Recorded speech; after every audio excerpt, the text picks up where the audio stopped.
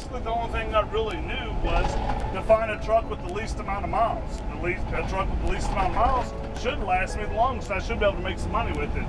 And I looked all 48 states, wherever I could find a truck with the least amount of miles on it for under $35,000. That was the truck I was going to buy. First time picking someone up at the airport in the truck. How you doing? Wow, what a good guy, man. Is this man. the first time getting picked up at the airport? Yeah, the Uber should put something like this on their app. But yeah, exactly. That's what they need, don't they? This is the way. All right, I got Guillermo here with me from SmartHop.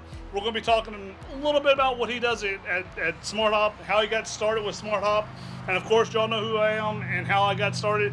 I'll hit on a little bit of that, but from the beginning, this is a live video, and we're hoping the weather doesn't hurt us too bad. We're in transportation; we can take care of that.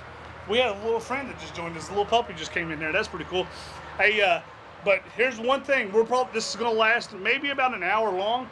And before we kick this off, I wanna let everybody know, if you locate us, the first person that locates us, that comes by here and stops at this place that we're at, which is northbound rest area at the I-64, I-75 split, as soon as you pass Lexington, Kentucky. The city name is actually Georgetown, but it's the very first rest area headed north out of Lexington on I-75.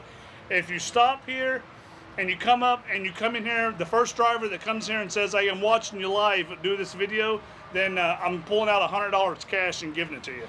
Okay, that'll keep you interested, and so let's get started. So tell us about SmartHop and how you got started, Guillermo. Yeah, thanks for this, and I'm very excited to be here in Kentucky for multiple reasons. I mean, a good friend, but also we're kicking off this nationwide tour to speak about what's really important in trucking, right? And I'm originally from Venezuela.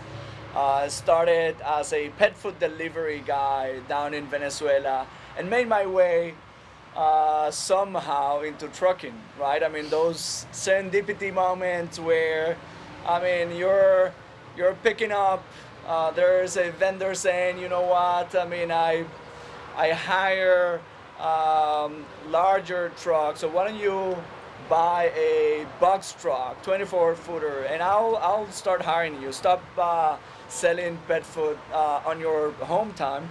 And so I did. It wasn't the first great experience, but fast forward, I built a trucking company in Venezuela, made my way in 2012 to come to the US. That big dream of coming into the US and making things happen here, right? I mean, landed in South Florida, port of entry of most Latin Americans. Unfortunately, Chad was not there to tell me not to base an over-the-road trucking company in South Florida, but, you know, had to learn the hard way. It is what it is. And I started my journey here, very tough in a way, from the ground up, just because I was one of those that didn't have Social Security, no credit card history. Chad was sharing with me some of his early days, but I didn't have those like early days history moments, and so the only way that I was able to go into trucking here in the US was going under someone's authority, right? I mean, nobody wanted to insure me, didn't have an MC, didn't have credit history, but that gave me a lot of understanding of what everybody goes through trying to build a successful company, and also trying to make their leap into getting into trucking. So I did, but because of all the struggles, because of really thinking about there has to be a better way for small owner-operators or company drivers that want to become an owner-operator to really be successful, to really have the support, I decided to build SmartHop, which is a business-in-a-box model that really empowers those very small trucking companies, owner-operators, to have everything that they need to be successful, starting from the booking technology that we developed, all the back office support that we give to their operations, and ending up with all the products that we use as truckers to run their business and really change the fundamentals of how trucking and how the support to small trucking companies are. And so that's how I got started, and that's where we are. Awesome. I love it. I love this. The industry needs the back office. And my whole thing is, if you follow me online, if you follow me in the group has been going on for 7 years that I started Rate Per Mile Masters. And the thing that I've always been about is getting the company driver to get their own truck. Once they got their own truck, I'm pushing them to get their own authority. When it comes to making money, it seems like that's the way you do it. And you can if you have a CDL, you can make good money, but you need to continue to progress. So many people fear getting their authority because of all the other stuff that requires for them to maintain their authority. And I hate seeing that. I hate seeing that because they're missing out on so much money over something as small as working with brokers, negotiating with brokers. Some people don't want that. They want the one click, or they like the option of being able to, the broker's already telling them what the rate is. Okay, well then I'll just click on that and skip the whole negotiating. Some people fear the simplest of things of negotiating IFTA. Or not negotiating IFTA, but filling out their IFTA papers and documents on submitting it, which is not that big of a deal, but they're intimidated about it because they've never done it themselves. So, I mean, if whatever I can do to simplify that and make it easier for guys, then I'm always talking about that and showing them ways to do it. But Chad, this is interesting, and it's very personal for me, and I believe that for many others.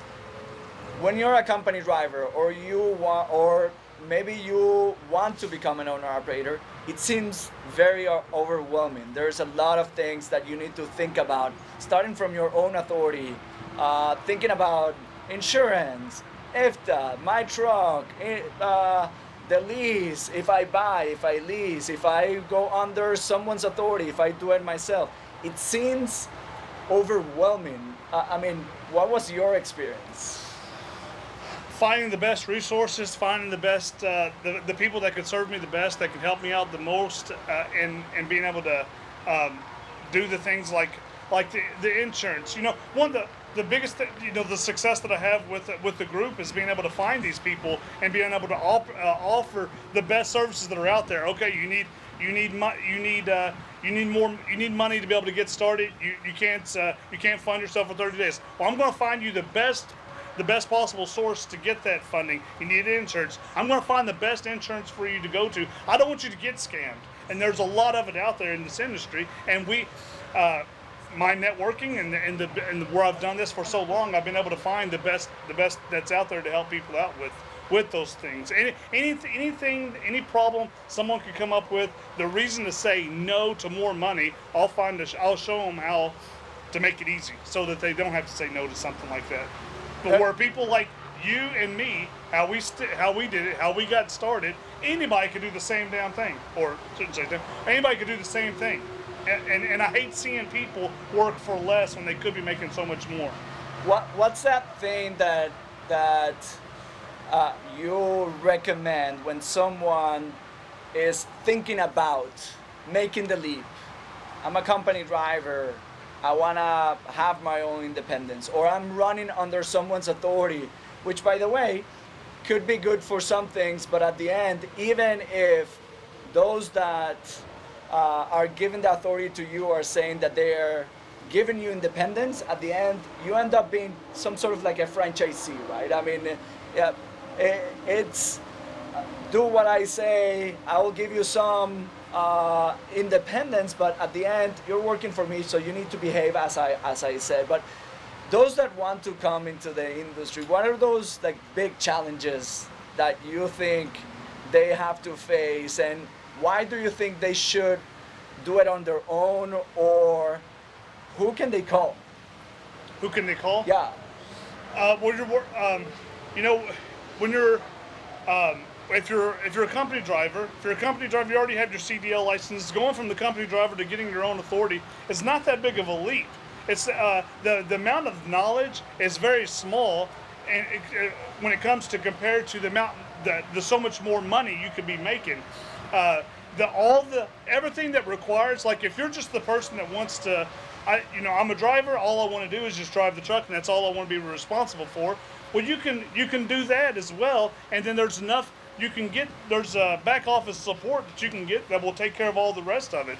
The more of that you take on, of course, the money that you could save if you have the ability to save that.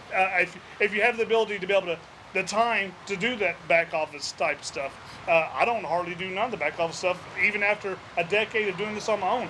A lot of the accounting I have a CPA for that takes care of all that stuff.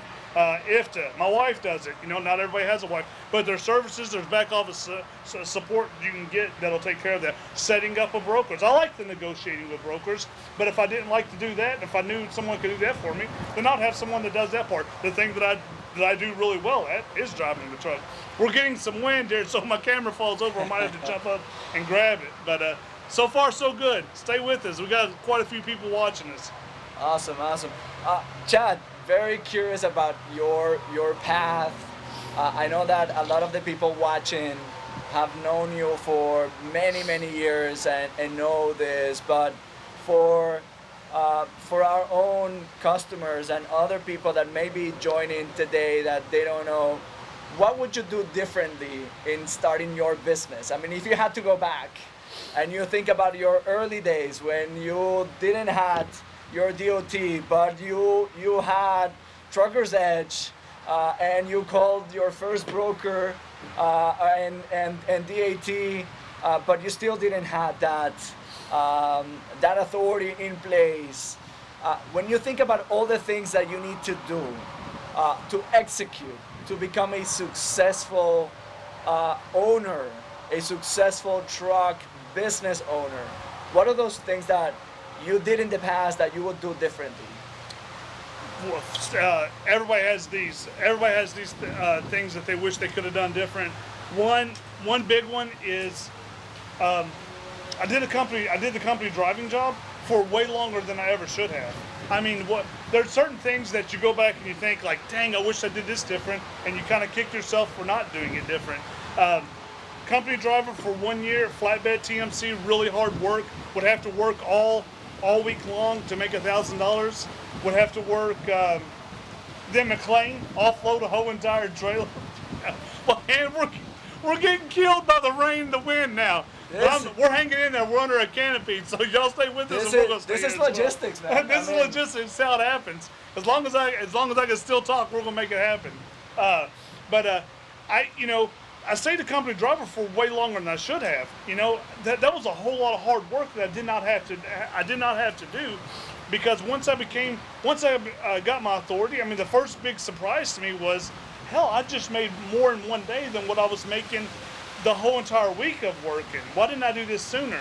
And then that has led. It's kind of led to that one thing right there has led to creating rate per mile, because the one thing that I wanted to help out other people is that are company drivers. I'm like, you got to get a truck, you got to get your authority. You're working way entirely too hard whenever there's so much more easier money to be made if you just own your own truck and go that route. And then of course I had fears and stuff that happened early on. I tried to dispatch myself, and there was a whole lot of learning, to that. The first broker gave me $2 per mile leaving here in Kentucky, where freight is good.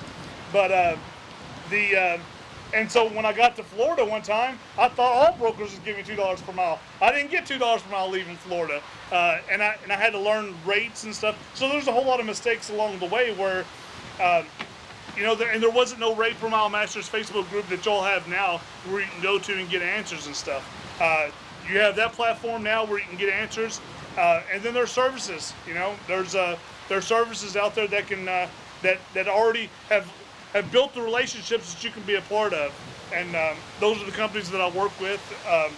That can instead of getting ripped off and working with brokers that's going to give you problems, that you can avoid a lot of that. It seems like today is very much like a journey in trucking. You prepare all day. It was sunny a couple of hours ago. Everything was set up. But when you get to like hard work, you say, man, what's going on? Now there's a storm passing through us. And we're in this, small room. Outdoor canopy. Outdoor canopy, but we still can make it. We're relentless, and I'm sure that Improvise, adapt, and overcome. That's right. Our camera guy is awesome. He's holding the camera, a mic, and everything. And just like you said, 30 minutes ago, it was clear skies. He just flew into Lexington from Florida, and it couldn't have been a better day. I'm like, well, good. It doesn't look like it's going to rain at all. As soon as we went live, it started raining. But we hit that button of going live, and the entire weather changed. It's as if when you make that appointment and you say, I'm going to get there, I know my hours of service, I have enough time, everything is working out, and then you get there and they don't get to. You start seeing the clock and you start saying, man, I will be out of service in no time. Good with that, Chad. We've been talking a lot about going into this journey, getting into trucking, really relying on someone or doing it on your own. And there are some people that will say, well, you know what, I've been in the industry long enough. I do it all. What do you think about doing it all in-house, doing it all on your end? You book the loads, you run your back office, you negotiate insurance, you fight that big force in front of you versus sharing and making sure that your business run as successful as possible. Is it possible to run a successful company having an outsource in some shape or form? Absolutely. Having it outsourced, having the support of other companies, people that you can bring within your network, they're going to be able to do stuff for you that you can't do on your own.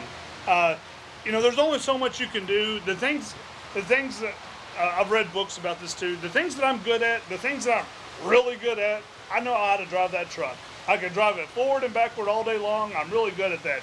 But if we have to get set up with different brokers, if I have to, there's things that I don't want to be a part of with the business. The negotiation, I like that. But I can only do one thing at a time. I cannot drive and negotiate at the same time. I've tried it before, I diminished myself. And now with the ELD, things have changed quite a bit. With the ELD out, I don't want to spend a whole lot of my time with my clock ticking, negotiating. Sorry about that, folks. Had a phone call come in. Didn't know that function was on my phone. But you don't. Now that ELD's out, you can't be spending a whole lot of time with your clock ticking, negotiating with brokers. I used to sit in truck stops in the parking lot, one call after another phone call, talking to different brokers and negotiating with them about loads, trying to find the most perfect load for the amount of time that I have. But not with ELD anymore. I want that support. I want to be able to say, I'm offloaded, where am I off to next? I don't want to have to spend a few minutes looking for the nearest truck stop and going somewhere, parking at the truck stop, and then having to pull out my load board and trying to start negotiating with a bunch of brokers. Some of it's still possible. It all depends on your clock. But you're going to be able to benefit more if you have some support. And when you think about that booking piece of your business, there's arguments that will be against each other. But when you think about dispatching, when you think about dispatching services, when you think about you doing your own dispatching, can you share with me what are the good and the bads on doing it on your own or hiring a dispatcher? Well, that would yeah, absolutely. The pros and cons.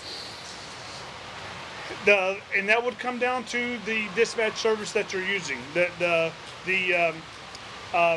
freelance dispatch service, it doesn't take you long to figure out whether they're good or not, whether they're going to work for you or not. Now the pros are if you get someone that's going to care about you and take care of you, and they're not taking on too much work, and they can focus on making sure that they're going to have more. It's kind of like brokers. Brokers they negotiate all day long. They're working with different carriers. They're moving freight. That's all they do all day long. But what me as an owner operator carrier, what am I doing all day long? I negotiate maybe one load throughout the whole entire day. And the rest of the time I'm driving the truck. What do you think someone that's a broker that's negotiating loads all day, one load after another load, they got more experience doing that type of job. So if I have a dispatcher that's all they're doing is negotiating loads all day long with brokers, they have more experience at it. They know who to call. They know what brokers are moving what. They have a good idea of what the load entails. Are we going to a food place? Are we moving automotive freight? What should the rate be? For me to calculate all that stuff, I got to pull up my laptop. I got to use all my DAT tools. I got to look up what the rate is. But if I have a dispatcher, I already know what that rate is because I looked at it on 3 loads back. I already know what going from here to there is. And I've talked to 5 different people. This load here is what we need to put someone on. I've done the dispatching thing before, and I really enjoyed it. But it becomes a whole lot more difficult when I have to do the dispatching and driving the truck. The third thing is now that we're full blown ELD, and once I start my clock, there is no pausing it. I have to stick to whatever the clock says. There's no waiting around for the best load possible. I have to go with something that's clicking real well, and determine whether what I'm choosing is the best option. Where a dispatch team could do that for me. And very interesting because when I talked with others in the industry, right? I mean, and everybody has their own way of running their business. And to tell you the truth, that's what we all want, right? I mean, we want that independence of really running the business as I want to run my business. I mean, nobody telling me what to do, but if I have this variable, if I have this context, or if I just want to do it on my own. If you had to choose someone to book your loads, what are those things that you would ask them, or what's that expectation out of someone else booking your loads? If me doing it myself versus having someone else do it for me, I'm kind of particular about where I'll go and what I'll haul. I would outline that a lot of the stuff going to the Northeast, because I'm the driver, I drive the truck. Yes, I can drive Northeast. I've been all over the place. But West Virginia, Pennsylvania, anything northeast of that, I don't like it. I hate the mountains. I hate driving through all that area. Recyclables, I don't like. Will I do it? Yeah, but it's very unlikely. Recyclables are never going to have a demand that has a rate on it that I'm going to be comfortable with. Recyclables, food is the other thing that sometimes can be a problem.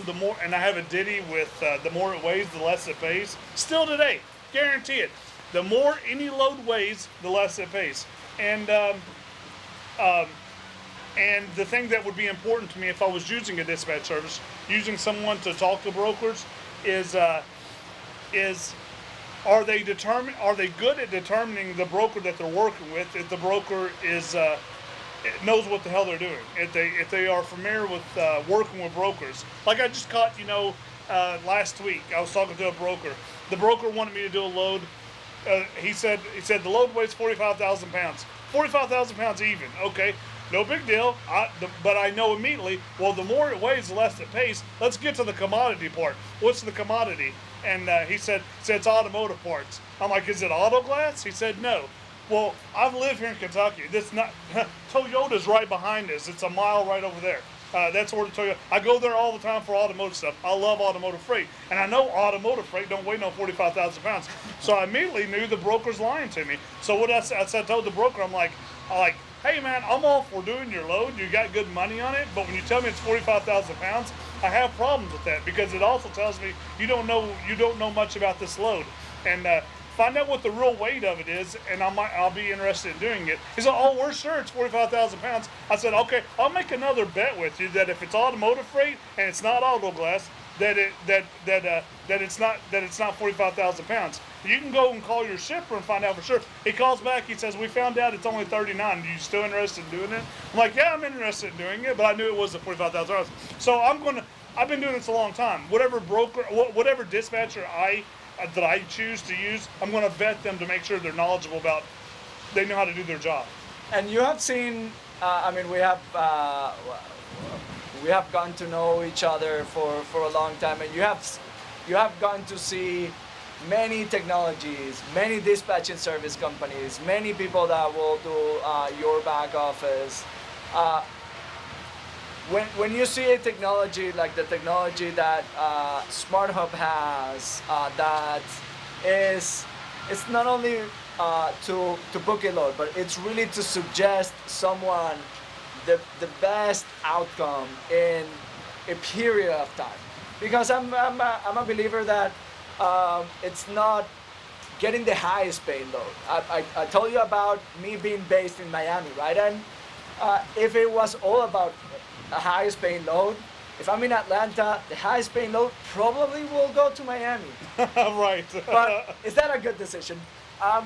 Unfortunately, no, because you'll lose a lot of money. And there's a lot of variables that you need to understand on the industry in real time, really understanding in real time how things shift. But as you see technologies like the SmartHop technology, but as you see in the industry as a whole, would you want to see technology in the hands of your company? Meaning, would you want to have that technology for you to dispatch yourself?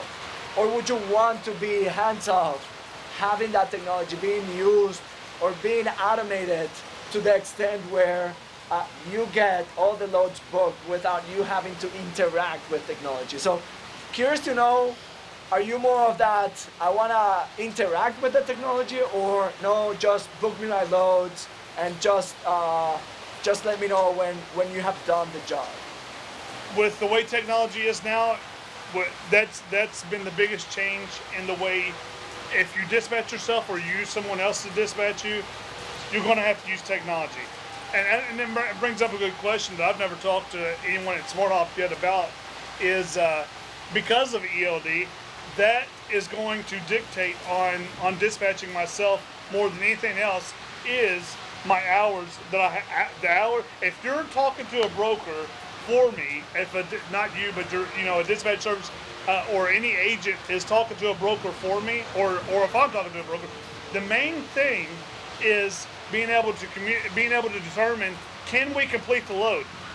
The number one thing, what's made me successful in trucking, and it comes down to one sentence. If I could put it down to one sentence, why brokers trust me, why I get good rates on the loads I get, is because I always do what I say I'm going to do. You know what? Think about it, man. Anything in life, if you just do what you say you're going to do, that's all you really need to do. But yeah, well, not everybody says. Everybody has a problem, but there's a big problem with people that says that. They see a big rate. Oh, I can do that, but you got to be there tomorrow morning at 8 o'clock, and it's 600 miles. Can you really do that?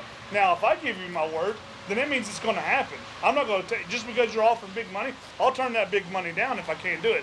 So I need a dispatcher that thinks the same way.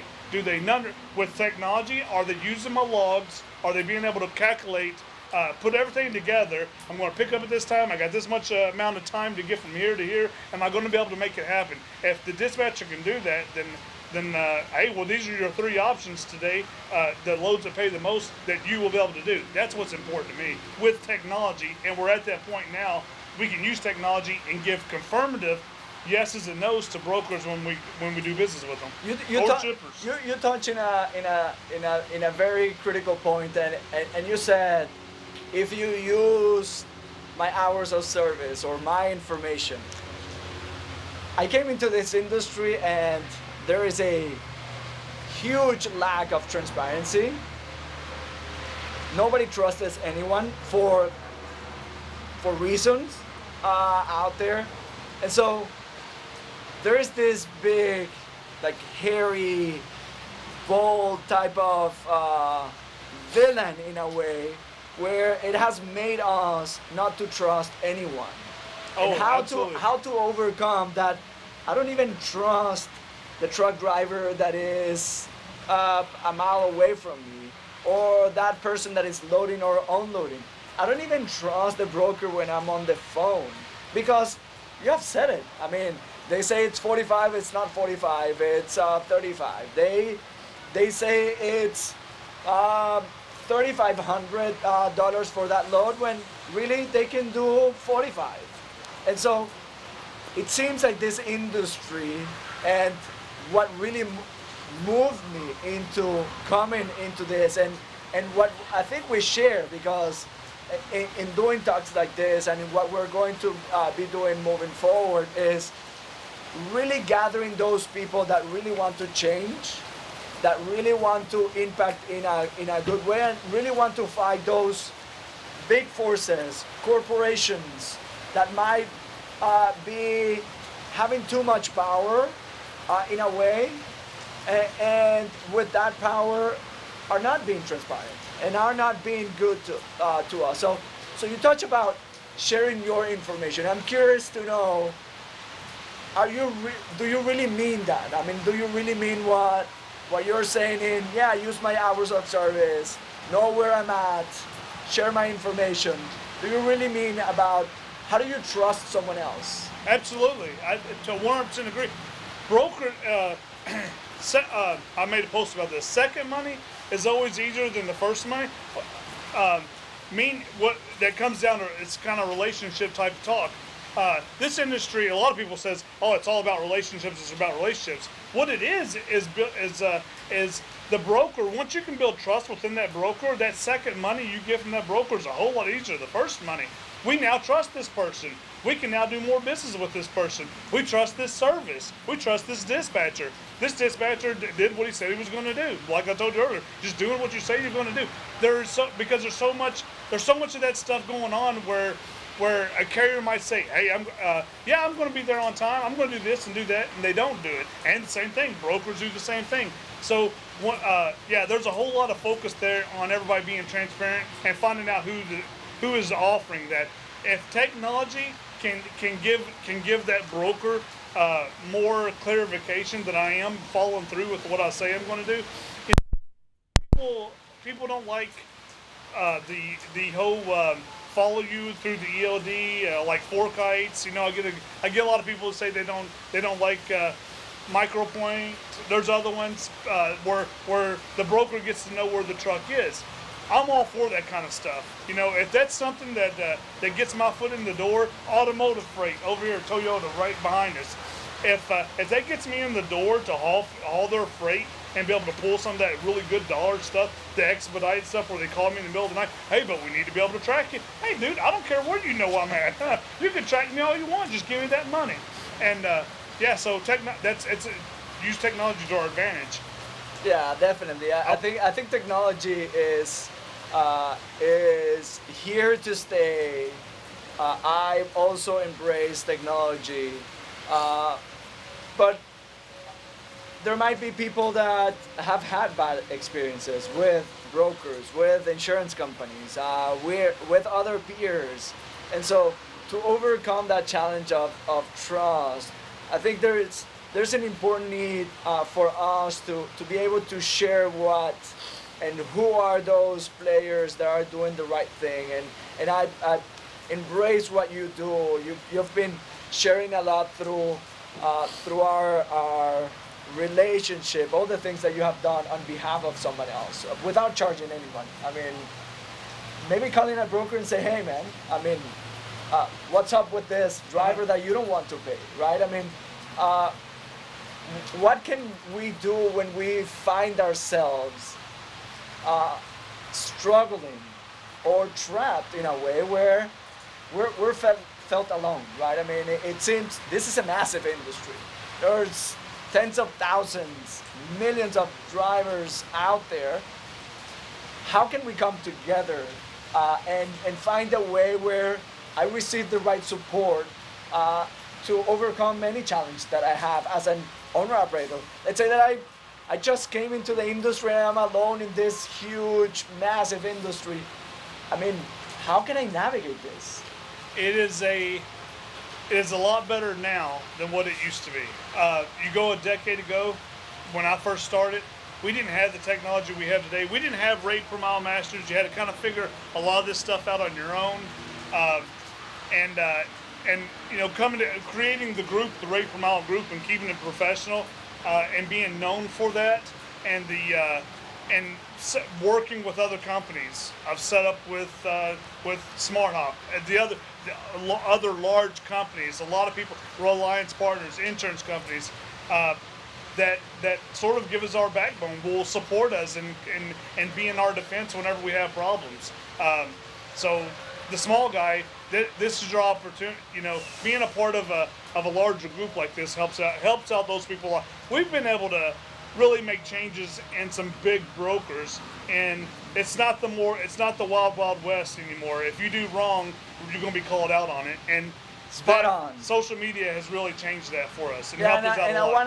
I wanna invite the customers, our customers that are joining Rate Per Mile, maybe haven't heard about Chad, and he is part of our team. We're building this movement where we can rely on the experience that Chad has, but also the connections. And I think we all should come together in calling those things out. Those things that are wrong in the industry. I shared with you, when I started here in the US, I landed in the wrong zip code, insurance-wise, right? I mean, why should I be treated differently just because I'm in the wrong zip code? My insurance, my record could be good, but based on where you are, you're being treated in a different way.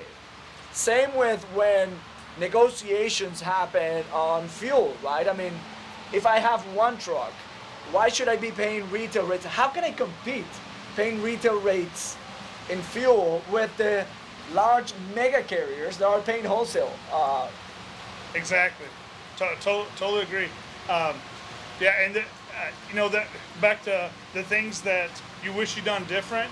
I'm part of a fuel program now. There's other ones coming out, but I went 2 years just because I didn't know any better. 2 years paying full price for fuel. That's one of the things I was like, dang, if I could do anything different, starting from the beginning, I would have taken on. I wish I could have gotten those great discounts. And they're now available, but the individual that's not a part of a large network and that's not reading upon this and communicating, having friends with like the group that we started here at Rate Per Mile, you're not going to know about stuff like that. So getting the word out and more communication helps out a lot. How was your? How long did it took for you when you became an owner operator? I'm very curious because it seems like getting a truck, getting set up. Yes, there are struggles and you have to overcome them. But let's say that you do that, right? It's day one. It's not all roses. How long did it took you, and what did it took for you to that time where you said, now I have a trucking business, now I have a profitable, now I'm solidified. When my CPA told me I've solidified myself, I can go that's back. When I know. Okay, so I can go back to home and I'm not sleeping in the couch anymore. Now I'm coming home, I'm inviting my wife or my husband to dinner. Now I have a business. I love that question. What did it took for you to get there? I think it was the second or third year. My CPA had the same CPA from the beginning. She is still over a decade. Still same lady does as CPA. Great lady, I love her. Her name's Kim. She takes care of me every year. But when she saw me whenever I was nothing, and she saw me build, she couldn't believe. So you bought a truck with credit cards? You started a trucking company, you're doing what now? And then for her to say at the beginning, you really aren't making too much money, are you? And then for her to say that to 3 years later, to say, you've solidified yourself. that was cool. So yeah, 3 years later, she said that whenever I was leaving her office, and I'm like, "You damn right, I solidified myself, and I earned it." You know, I loved it. I meant to write about it, but I'm going to one day write a blog about that. So ask your CPA. Any of you when you get your authority, you ask your CPA when she's done with your taxes. Have you solidified yourself? If they tell you yes, then it's a good thing. Well, ask Chad because he got the truck and he thought very early days that he could drive a truck with no authority, right? Yeah. I didn't even know what that was. I didn't even know what it was. You gotta have your authority. I didn't even know you were supposed to invoice the broker. I did the load and I said, okay, I'm ready for my money. And they said, well, you got to invoice this. And I'm like, really? I filled out a 20-page contract. I signed your rate sheet. I sent you a copy of the bill of lading. Now you want an invoice? Like, before I can get paid? I'm at a truck stop. I have no fuel. I need money now. Yeah, I was lost when I first started. But paying $35 a month for a load board was a whole lot better than giving up 35% for dang sure. And it seems that looking back, you will still encourage people to get into this industry. What would you say to those that are there just thinking about really going independent? And when I mean independent, not under someone's authority, like real independence, which is different. I mean, yes, you can be an owner operator under someone's authority. It's a much different independence on the term than really going full force independent. Would you today encourage people to go that route? Absolutely, all the way, 100%. Yes, and I've done that for so long. Here's the thing: the people that are if everybody's getting like let's say the rate per mile is $2 per mile. If everybody got $3 per rate per mile, then the rates are going to go up for all of us. Everybody thinks I'm a nice person because I help out a lot of people. No, it's really not. I'm not the nice person you think I am. What I want is for you all to make my job easier. How do you make your job easier? Is you start making more money. You start getting paid what you're worth. If everybody pulls their weight and makes more money, then you're going to make it easier for me to get my money. And guess what? I'm not stopping there. I'm going 10x, baby. That's what Cardone says. But I'm going to go higher than that. That's going to make it easier for me to be able to negotiate and get more as well. Who's the person that gets paid the least amount of money? Is that company driver. Of course, if they became an owner-operator, they're going to be able to make more. And who makes more than owner-operators? Is the carrier, the guy that gets his own authority. Now he's his own boss. He gets to dictate what that money's going to be. He gets to say no. He gets to sit at home and say, no, I'm not taking that load until it pays more. Those are the people that's making the rates better and better all the time. So the more people I can encourage to get to that point where they get their authority, then, hey, I'm at 30,000 in the group now. How many more people do I need to get in the group and encourage them to get their authority? A used truck, my first used truck was $35,000. That's about the average price of a brand new car. Who can't afford a truck like that? You can get trucks at that cheap of a price. It's hard to getting the credit to buy a truck like that, but definitely encourage people to go that route. That's where you're going to be able to make a whole lot more money. Not only that, but get home more. What's every driver want? Every driver wants to get home more. And, a lot of people are worried about the trailer part of it. I'm not yet at the point where I would encourage people to get their authority and run power only. A lot of people, I know there's people before the messages come out. I know there's a lot of people that will say you can run power only and make it in this industry. You can, but I don't think there's enough of it out there. But the thing that I'm throwing is out there is that opportunity is coming available. It's definitely coming available. Dry van is where most of the freight is at, but dry vans are hard to get by, and right now is the season for flatbed. Right now you can have a flatbed with your own authority. With your own authority, if you had a flatbed, you could easily make $1,000 today and be done and back at your home within one day. I mean, flatbed is booming right now. As soon as flatbed is over, we're going to get into reefer season, and then as we get closer to the holidays, you're going to get into dry van season. Amazon is like 10 miles down the road. I'm telling this story. I don't want to get too off topic. This is pretty cool Yeah, shit, man. I mean, this is what's important for us to discuss. So. If we had this is the difference between having your authority and being a company driver. As a company driver, I used to work at McLean, and McLean's a good company. I mean, it's they're decent.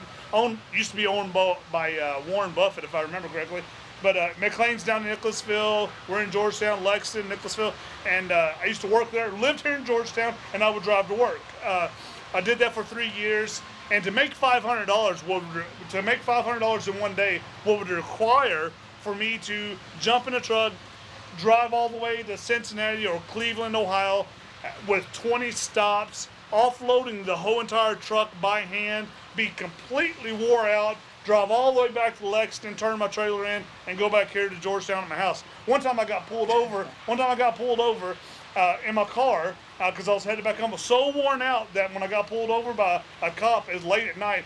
The cop pulled me over. By the time the cop got out of his car and came to my car, I was asleep behind the wheel of the driver's seat, waiting for him to come up to me. I was that tired coming back to Georgetown. Anyway, it's a little bit off topic, but getting back to the owner-operator carrier thing.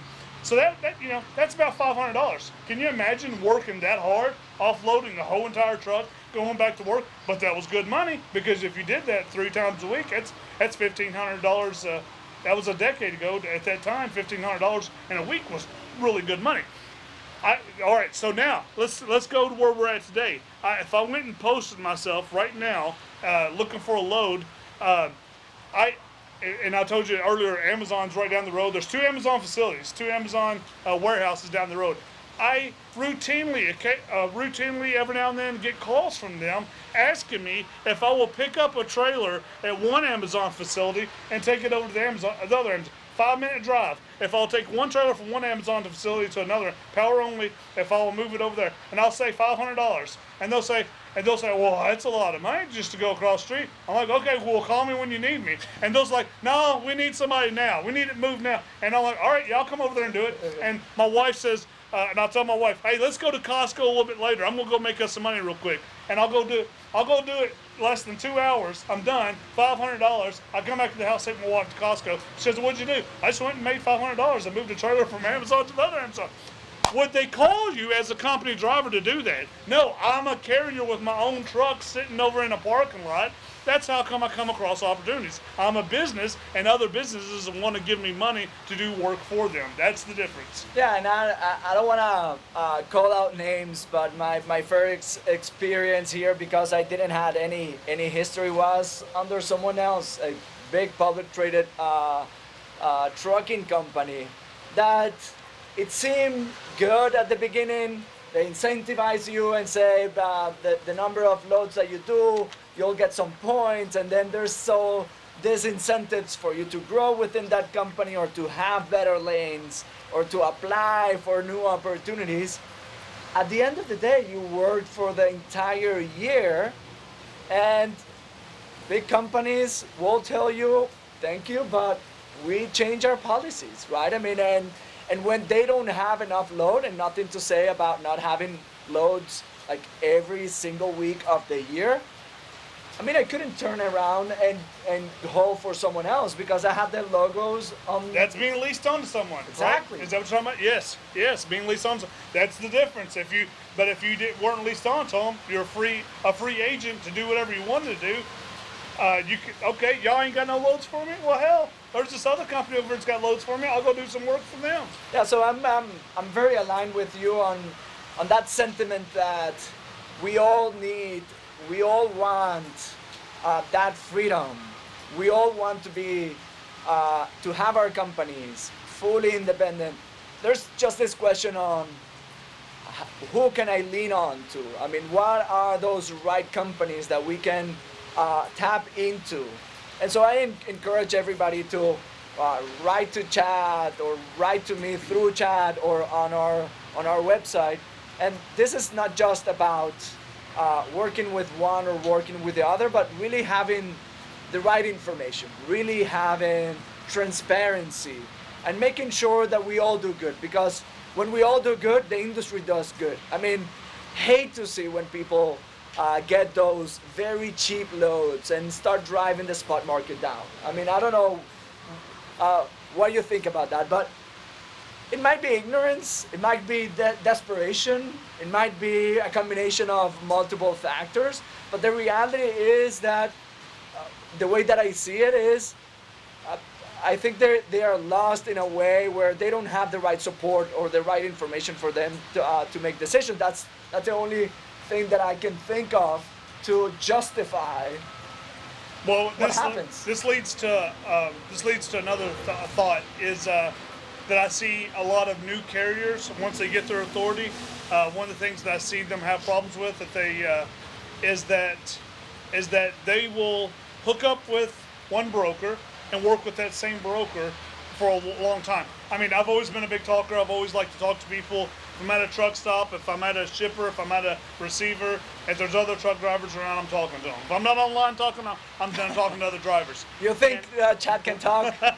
So one of the things, and especially if someone's not making as much money as they should be making, then it's an easy conversation. And one of the things that's notorious, I don't know if you understand if you know this or not, but one of the things that I find with new carriers that hurts them the most, that they could make more money with, is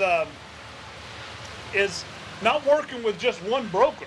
One broker, like I remember one time I try to leave out the names, but I got to California. I was at a truck stop. I asked another carrier, where'd you get your load? Oh, you got it the same place I did. We're at the same truck stop. Delivered at the same place I did. And it must have been the same amount of time. Everything was exactly the same. Well, dang, this is really cool. Let's talk more about it. What did you get on your rate? What was the rate that you got? And he told me, I'm like, why are you leased to somebody? Why did they pay you so little? You know what? We did the exact same thing. Why did you get less? And I immediately, and you're not supposed to do this, you're not supposed to share your rate with other people, but this particular broker, I don't mind, and it was several years ago, pulled out my phone, dude, I did the same thing you did, this is the rate that I got, and it was at least double what he got, and it was a long distance run. I'm like, what? And he's like, and he told me, he's like, ever since I got my authority, it's been like this. I'm like, well, tell me what brokers are you working with? He mentioned one broker's name. Oh, I'm like, okay. Well, who else are you working with? And he mentioned the same broker's name. I'm like, man, come on now. He's like, yeah, I'm waiting for it. And he says, I just told him today that I'm empty. I'm waiting for him to give me a load. Man, there's loads all over this place. There's all kinds of brokers that can give you loads. You got to stop working with the same broker and treating that one broker as if you now, once you have your authority, you now have access to many brokers. All brokers are your customers. The more brokers that you can get set up with and work with, the more opportunities you're going to have to be able to get into more stuff. You can't imagine the amount of people that turn into customers on SmartHop just for the fact that, I mean, when they come and they see the power of relying on technology, on really being supported by that level of expertise in a way, because technology, what it's bringing is expertise on the tip of your hand. So our customers come to us to help them with the booking, the back office, and the economies of scale on their bottom line. And what's really interesting is, over and over, it's been proven that you need to navigate through the entire industry. There are over 15,000 brokers out there. How can you have 15,000 apps on your phone? Right. You can't, right? I mean, there's so many variables that you need to consider, that it's really important for people to really understand that technology is out there to help, not to force them into anything, because in many ways we can fear technology because technology is coming to guide us to somewhere else, rather than really supporting what I want to do and really boost what I want to do. Our customers last year overperformed what they were doing before us in about 9% of their top line. And this is not because of Guillermo that knows the industry. This is because they're making decisions based on information. I mean, we're putting in the hands of our customers information for them to decide. And that's the outcome that they get. Same with all the things that we bring in terms of their bottom line. It's bringing the information for you to make your call and for you to make your decisions. Guillermo, before we run out of time, I want to ask you something that a lot of new guys, a lot of new carriers, what they have problems with is, or they fear, and I know with you working at SmartHop, you should have a good answer to this, is they fear being new, that brokers will not work. That they feel like there's this magic list of all these brokers that will not work with them. That there's only like a handful of them, like a select few brokers that will only work with them. How much problems do you have with new guys that if I just got my authority, can you keep me running? Can SmartHop get me going and keep me running with more than just one broker? 100%. And what I will say to that is, it's all about information, right? Really understanding who are the brokers that you should be working with. But also, it's also being part of a community. We see our company as a community of truck drivers that together, even those brokers that before they were saying you have to have 6 months or a year in, because we're now talking to them on behalf of hundreds of truck drivers, now they're listening.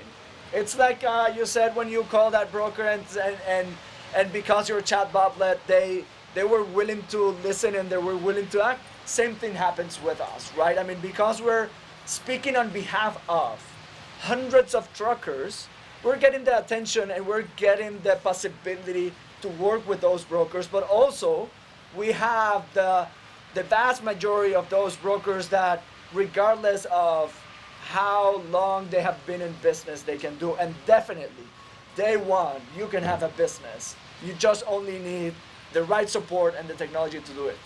Love it, love it. I'm going to be, I'm a part of a network where my one truck operation is now working with brokers that normally works with fleets of 10, 20, or 100 trucks.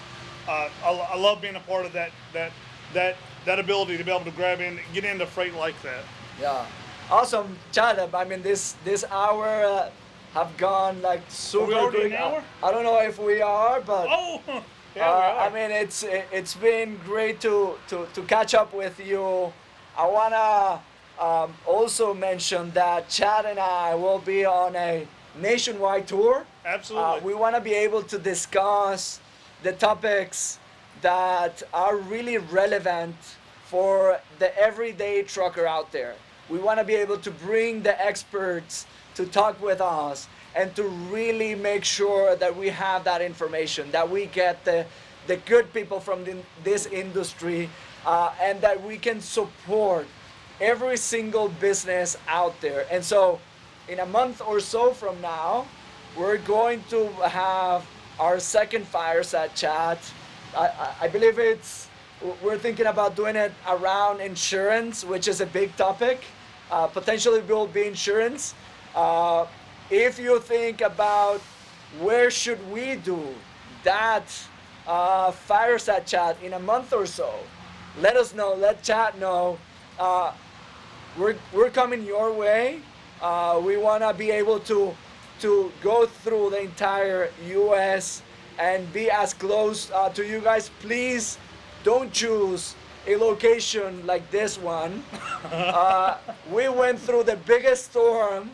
We're ending this live, and the rain is stopping just because we said that the live is ending. I don't know what's going on, but we got the best camera guy ever too, and this guy's working hard to make so it as happen. you see, this is real world. This is not. We're not in a set. We're out there. So that's what we like, and thank you for making the time, Chad. Absolutely. COVID didn't stop this, and doing more, doing the shows that you're talking about, going around talking to different companies and bringing opportunity. This is how we get. We say goodbye to COVID. COVID has really has made things hard for a lot of people, and industry providers, leaders, CEOs of a lot of these companies. I've been telling people this whole entire time, they got their building shut down. They're not letting their staff come to work. it's time to open up, and this is how we're going to do it. We're going to go, if they can't come to us, then we're going to go to them, and we're going to have these conversations and help others progress, go from being a company driver and getting their authority, and telling them how to do it and provide them a good service to be able to do it.